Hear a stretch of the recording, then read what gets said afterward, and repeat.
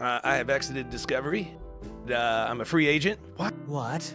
After years of rumors, Richard Rawlings is finally coming clean. The Fast and Loud star admits he's been hiding a dark secret that explains everything. Why his marriage has failed, why he suddenly sold his car collection, and why Discovery really canceled his show. At 55, he's finally ready to tell the truth about what happened in that $6 million legal battle. And trust us, it's way worse than anyone imagined. Richard Rawlings was born on March 30th, 1969, in a working-class neighborhood in Fort Worth, Texas. Long before he became a TV personality and automotive mogul, his world already revolved around cars. One of the earliest photos of him shows a small boy sitting proudly in a pedal-powered Volkswagen Beetle. It wasn't just a toy, it was a glimpse of what was coming.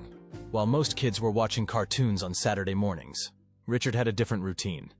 At 3 in the morning, when most of the city was still asleep, he'd get up and head out with his dad to deliver newspapers.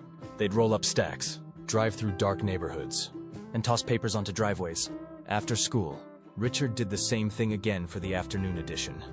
On weekends, he'd ride his bike from house to house collecting payments. What really stood out during those rounds wasn't just the money, it was the cars.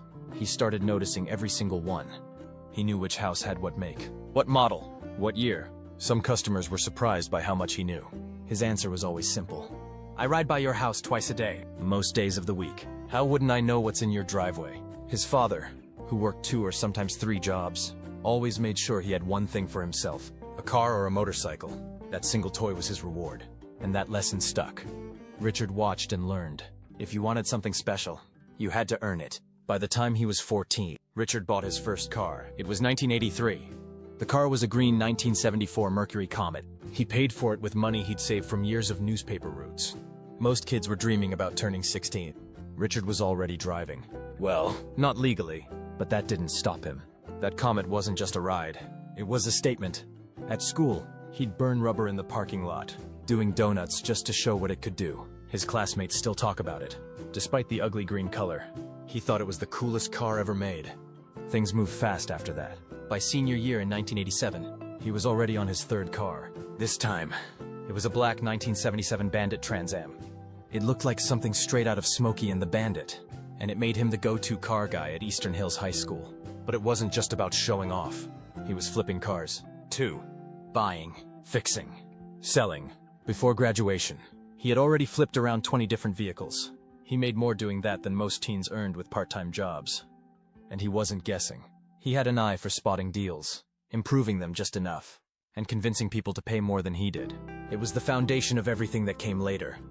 In the early 90s, when he was just 22, Rawlings faced something much more serious. He was driving a 1965 Ford Mustang 2+2 Fastback, a classic muscle car with the kind of roofline collectors dream about. One night, while cruising through a rough area near Oakland Boulevard in Fort Worth, he was ambushed by carjackers. They tried to pull him out of the driver's seat. Richard fought back. In the struggle, a bullet ripped through his shoulder and traveled down his left arm. He survived. He could have walked away from car culture forever. Instead, it only made him more determined.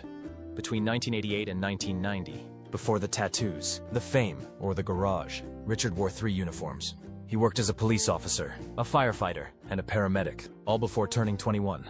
His dad always said, "You get a good job with benefits, stay loyal, and retire with a gold watch."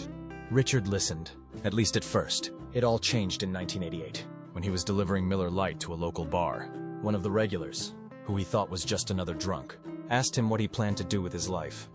Richard mentioned law enforcement, but said he couldn't afford to go to the academy. The man looked at him and said, "Damn it, I'm the mayor of so-and-so city." Within 17 days, Richard was enrolled at the North Texas Police Academy.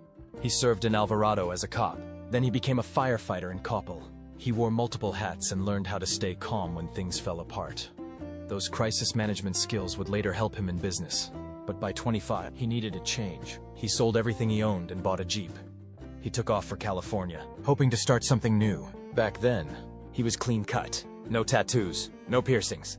6 months later, he came back to Texas broke, with tattoos, pierced ears, and no Jeep. It had been repossessed. He was sleeping on his sister's couch. That low point didn't break him. It focused him. He needed to start something of his own. And that's when he launched Lincoln Press in 1999. It was a printing and advertising company in Dallas. He had no background in printing, but he understood branding. He took out a $100,000 small business loan to get started.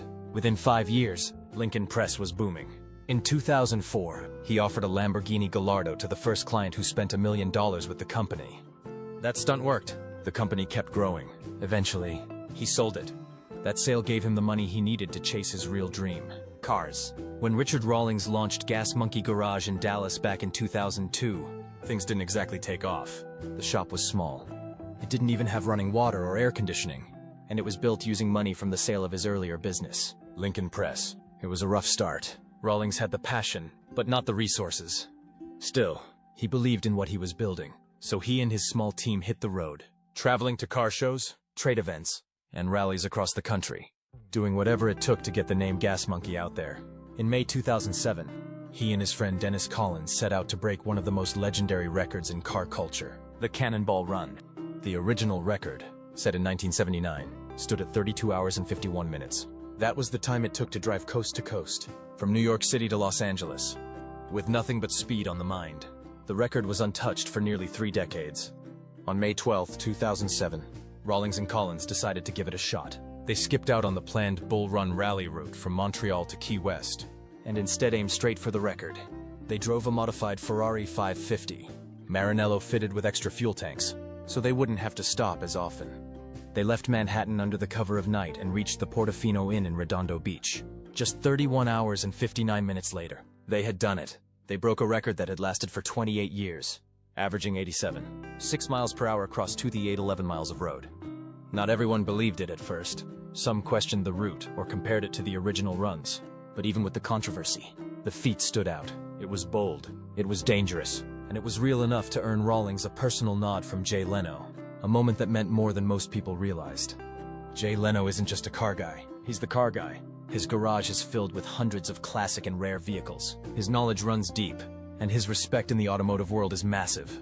So when Leno recognized Rawlings for breaking the Cannonball Run record, it wasn't just praise, it was a powerful stamp of approval.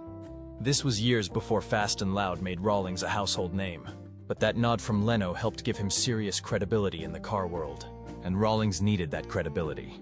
Between 2002 and 2012, getting Gas Monkey off the ground was anything but easy. He poured every dollar he had into the business. He worked out of a garage with no air conditioning, no running water, and barely enough tools to get by. He had trouble finding good mechanics, struggled to track down the right parts, and had to fight just to keep the lights on. Every project was a risk. Every customer had to be earned. During that time, Rawlings started pitching his idea for a show. He wanted to bring car restoration to a wider audience. Not just gearheads, but families, kids, anyone who liked a good story with some horsepower behind it. But networks didn't bite. The idea felt too niche or too risky. So while waiting for a chance, he kept pushing the brand by hitting the road. More car shows, more meetups, more face-to-face connections. It was slow work, but it built something strong. By the time Discovery finally said yes in 2012, the name Gas Monkey already carried weight in the car community. When Fast and Loud first aired on June 6, 2012, nobody knew it would turn a Dallas garage into a global brand. At the center of it all was Richard Rawlings. Before the cameras showed up, he was just a guy running Gas Monkey Garage. After the show took off, he became a face recognized in over 200 countries. It wasn't just a hit in the US, the show was translated into 13 languages. That level of reach turned Rawlings into a major player in the entertainment world almost overnight. The concept was simple but powerful. Rawlings and his team searched for forgotten classic cars. Most were beat up or barely running. They brought the cars back to life, made them shine, then sold them for profit. But what made the show stand out was its tone. While other shows leaned into heavy drama or targeted niche audiences, Fast and Loud aimed wide. Rawlings described it as something both kids and grandparents could enjoy. He didn't want to make just another car show.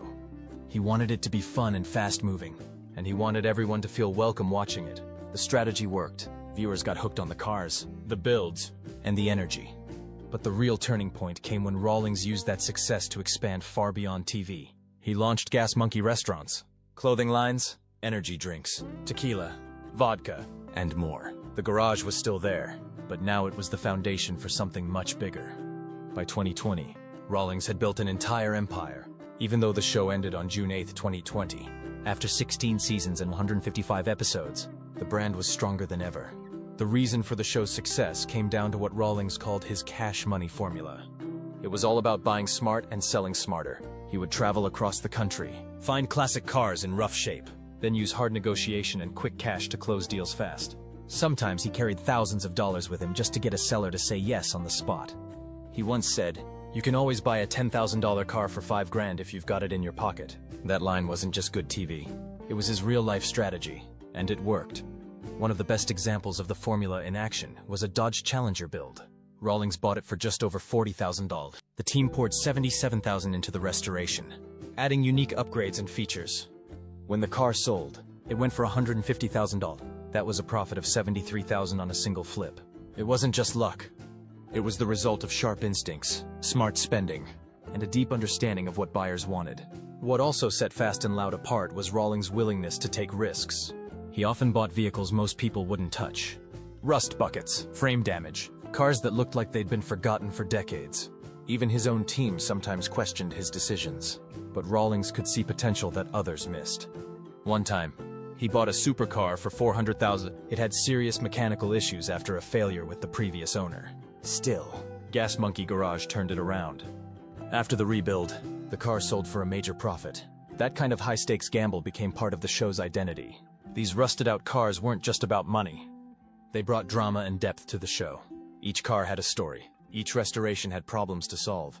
Viewers got to see how much time, money, and effort went into the transformations. Some builds didn't go as planned. Some took longer than expected. Not every car made a profit, but that was part of the appeal. It showed the risk behind the reward and gave people a real look at the business side of car restoration. Over time, Fast and Loud became one of Discovery Channel's most successful reality shows. It ran from June 2012 to June 2020. That's 8 full years of builds, flips, and wild road trips. By season 4, the show had hit its stride. That season brought in tight deadlines, unexpected problems, and last-minute repairs that added tension. Viewers never knew if the team would finish a car on time or if the deal would fall through. That mix of pressure and payoff kept people watching. But in 2020, Rawlings made a big decision on the Joe Rogan Experience. He revealed that he had ended his partnership with Discovery. The reason came down to control. He wanted more creative freedom and didn't want to be locked into contracts that limited what he could do next. Leaving the network was a risk, but it also opened new doors. Since then, Rawlings has continued to build his brand through YouTube, new media projects, and the ongoing success of Gas Monkey Garage. Richard Rawlings had already built a name for himself in the automotive world, but in 2013, he decided to take his brand beyond cars and engines. That year in September, he launched the first Gas Monkey Bar and Grill in Northwest Dallas. It was built on the site of the old Firewater Bar and Grill and covered 19,000 square feet. It wasn't just a restaurant. It was part music venue, part bar, and all attitude. The place could hold up to some 200 people, and Rawlings made sure to bring in real experience to run it. He hired Alex Mendonca, who had managed the House of Blues in Las Vegas, to lead the operation as general manager. David Hollister came in as the culinary manager to shape the food side of things. The venue didn't just open quietly either. 2 days before the official launch, the American rock band Old 97s played the very first live show there. The place had style and energy right from the start. By March 2014, Rawlings was ready to go bigger. He opened a second Gas Monkey Bar and Grill, this time at Dallas-Fort Worth International Airport in Terminal D. It was a smart move. Travelers passing through one of the busiest airports in the country now had a place to grab food, hear some music, and get a taste of the Gas Monkey brand. Rawlings even spoke about wanting outside the Dallas-Fort Worth area. He wasn't just experimenting, he was building something. The bar and grill became more than a restaurant. It turned into a hotspot, where car culture, music, and nightlife came together. Later that same year, in October 2014, Rawlings took things up a notch. Right across the street from the original bar and grill, he opened Gas Monkey Live. It was massive, 38,000 square feet with room for 3,000 guests. Before Rawlings got hold of it, the place had been Toby Keith's I Love This Bar and Grill. He turned it into a full-scale concert venue built for big shows and big crowds. On opening night, punk rock legend Social Distortion took the stage. From there, the venue started pulling in huge acts and high-profile events. One of the most talked-about moments came in November 2014. Mötley Crüe performed a free concert there as part of their All Bad Things Must End tour. The event was called Dodge Rocks Gas Monkey, and it wasn't open to everyone. Only Dodge vehicle owners were allowed in. The event wasn't just a concert. It was also a showcase for Dodge's newest models, including the Charger SRT Hellcat and the Challenger SRT Hellcat. The entire night brought together speed, sound, and spectacle. Gas Monkey Live also hosted private events, VIP parties, and corporate functions. It had green rooms and flexible spaces that made it easy to use for more than just music. Even with all the success, the venue hit hard times. By May 2020, Gas Monkey Live closed its doors. Financial pressure from the COVID-19 pandemic made it impossible to keep going. The closure marked the end of a bold chapter for Rawlings' push into live entertainment, but it didn't slow down his ambition. Back in 2014, the same year Gas Monkey Live opened, Rawlings became the national spokesperson for Dodge. His face was suddenly everywhere. Commercials showed him behind the wheel, talking up Dodge performance and style. He was a familiar figure from Fast and Loud, and now he was helping Dodge sell cars across the country.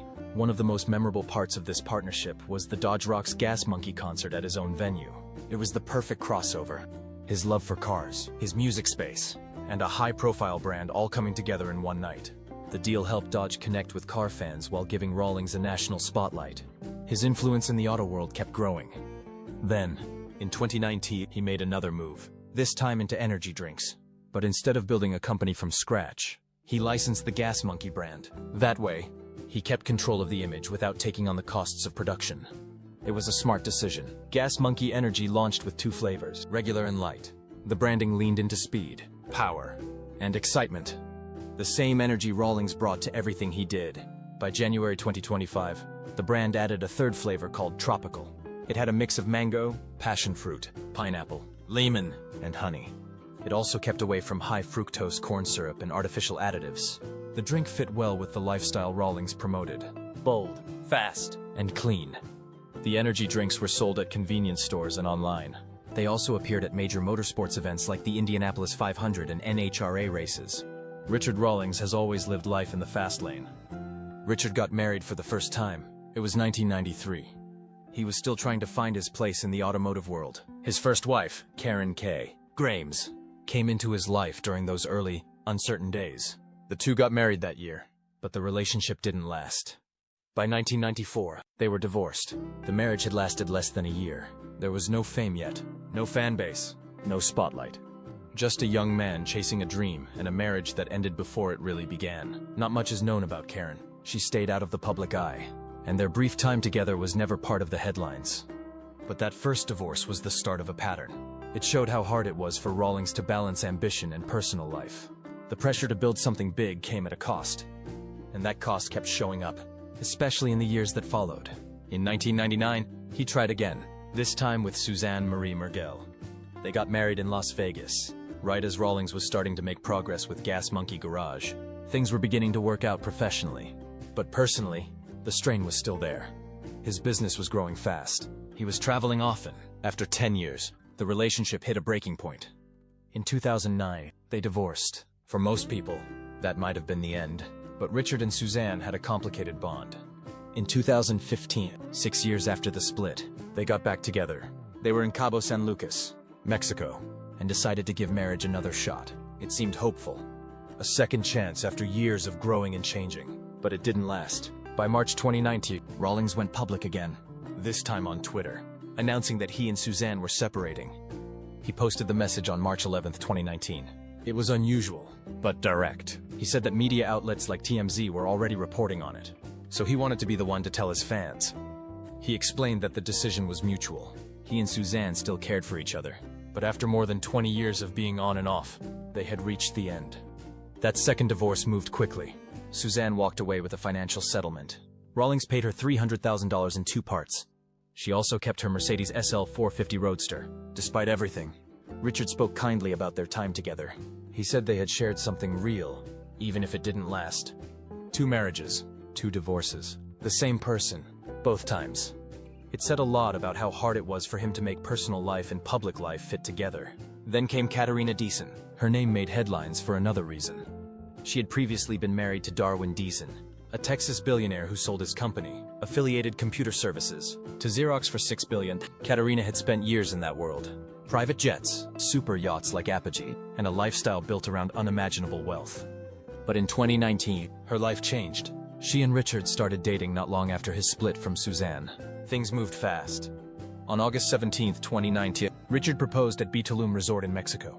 He filled the beach with rose petals and posted on social media that he had found his soulmate. They got married on June 28, 2020, in Key West, Florida. The ceremony was small. COVID-19 had forced them to cancel the big wedding they had planned in Greece. But the moment was still meaningful. Katerina had left one world behind and stepped into another. From a billionaire's wife to a reality TV star's partner, it was a big shift, but one that seemed to suit her. In June 2018, something unexpected hit the custom car world. The lawsuit accused Rawlings of trying to break away from his business partners through what they called deliberate and deceitful attempts to avoid his contracts. The legal document was 47 pages long and full of details. It described how the relationship had started falling apart as early as May 2013, even before the bar opened. One former employee, Tim Hinkhouse, wrote an email back then saying Rawlings treated construction workers terribly. He even compared him to a spoiled 13-year-old. Things got so bad that Rawlings was reportedly banned from the construction site. That moment said a lot. Tensions between him and the team were already out of control. After the bar opened later in 2013, the issues didn't stop. According to the lawsuit, Rawlings kept showing up uninvited, disrupting staff, and trying to take control of decisions.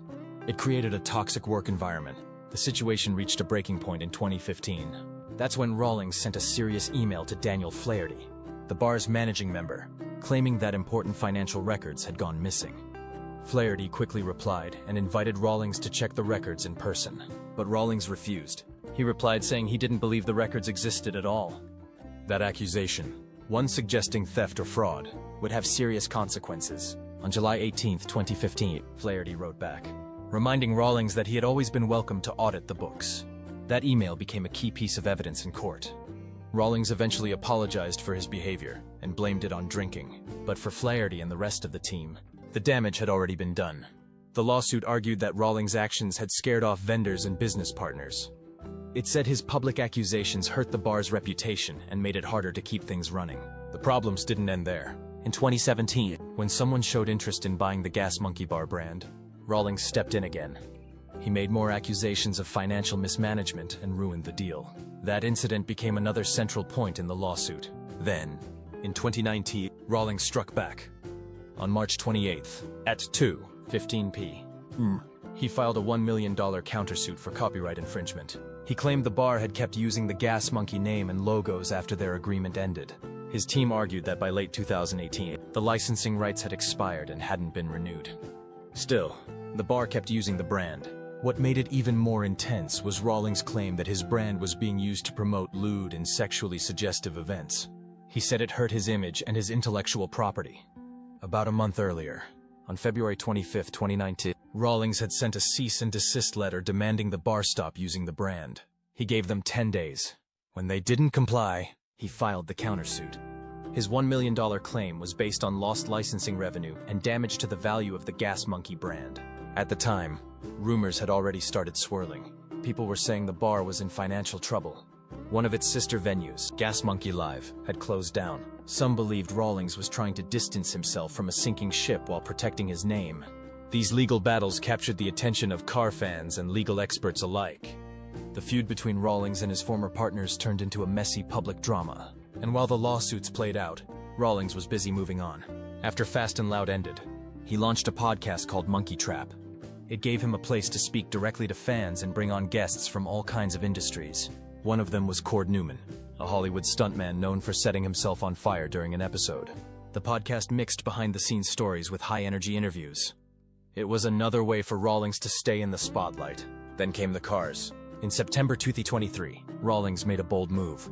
He auctioned off nearly 30 vehicles from his personal collection through Bring a Trailer. The total sales hit 1,080 Notre. The lineup included a 1962 Chevy Corvette that sold for $60,000, a 1965 Ford Mustang Fastback K-Code that went for $75,000, and a rare 1993 Toyota Supra that brought in $121,000. That Supra was the top earner of the auction. Rawlings explained his decision as a shift in focus. He wanted to move away from what he called beer budget cars and start collecting high-end European models. At the same time, he auctioned off a Gas Monkey garage experience for charity. It raised $6,500 for the Gas Monkey Foundation. With cash in hand and space cleared out, Rawlings started rebuilding his collection. He announced plans to focus on Ferraris, Lamborghinis, and vintage European cars. He was especially drawn to models from the 1970s and 1980s. One highlight came during a trip to Ireland where he bought 5 Ferrari Testarossas. One of them had been converted into an electric vehicle and turned heads at SEMA 2023. By early 2024, Rawlings had already reinvested over $1 million into his new direction. He wasn't just changing what he drove. He was reinventing himself. From a messy lawsuit to a high-end collection of Ferraris, his story keeps evolving. Whether you admire him or criticize him, there's no denying Richard Rawlings knows how to stay in the spotlight.